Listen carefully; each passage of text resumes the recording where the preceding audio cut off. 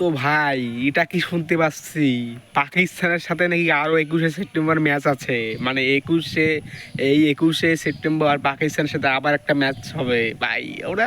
ওদের সাথে ম্যাচটা করাই ভুল, ওরা খেলতে পারে না ভাই। আর ওদের কয়েকটা প্লেয়ার দেখি একদম এবারে বলে ওরা একদম ফাটিয়ে দেবে ভাই। আমাদের অভিষেক শর্মাকে চেনো? তোদের দাদু দাদু তোদের দাদু বুঝছিস ভাই, দেখে শুনে খেলবি। এই হলো অভিষেক শর্মা, তার সাথে তারা सूर्य दादा আছে। सूर्य जब उगता है ना तब सूरज चारों तरफ छाई लेता है।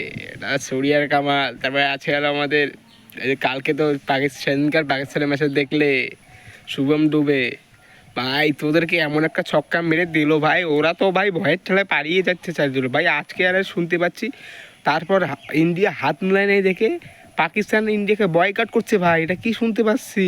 শোনার পরে তো আমি তো ভাই হাসতে হাসতে আমার পেট ফাটে গেছে ভাই। আর কি বলো, ওদের বয়কট, ওদের ওদের ওদের রুটি ভাত আনতে পন্থা ফুরে ওরা ইন্ডিয়ার ম্যাচ আবার বয়কট করবে।